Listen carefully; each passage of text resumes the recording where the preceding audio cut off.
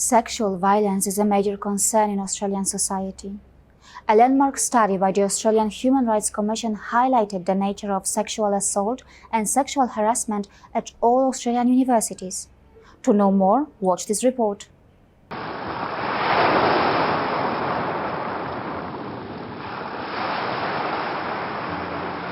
Sun, beach, beer and kangaroos. That's the Australia most of us are shown through the well-crafted advertisements of the country's tourism department. But deep beneath those glossy images, there is another Australia that exists. Women in Australia aged 18 to 24 experience higher rates of sexual assault than any other age group. According to the Australian Human Rights Commission, 51% of students were sexually harassed on at least one occasion in 2016, and 21% of students were sexually harassed on campus, at an off-campus university event, or at a university job.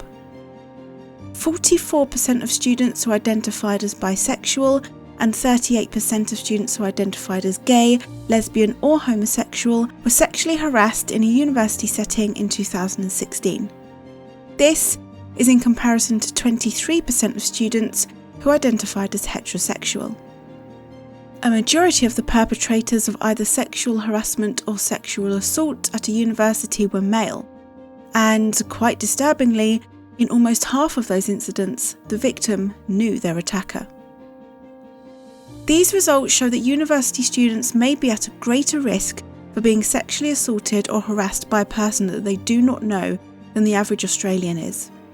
Even so, a significant portion of sexual assaults and harassments were done by people who the victims knew.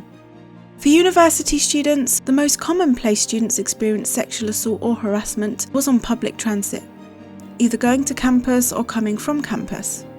The university, of course, does not have direct control over public transit, but the survey suggests that measures should be taken in order to help prevent attacks.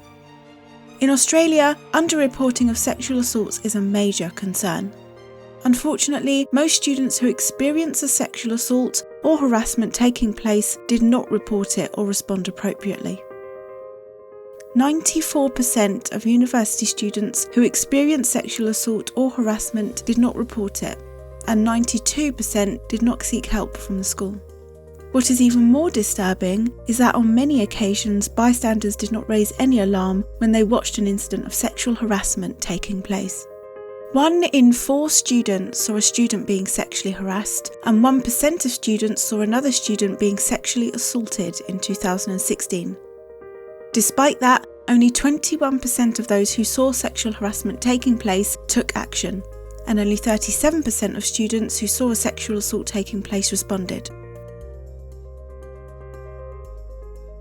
Whether it is sexually explicit emails, SMS messages or something else, students in Australia are subjected to frequent online harassment as well.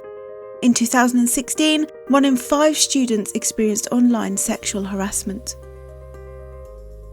If Australia wants to be a safer place for women, a massive socio-cultural change is required, and for that, participation of every individual is necessary. By creating an environment that encourages victims and bystanders to report an incident and making information on reporting easily accessible to everyone on campus, at least to some extent, Australia will be able to fight back. Globally, Australian universities are widely promoted to attract international students.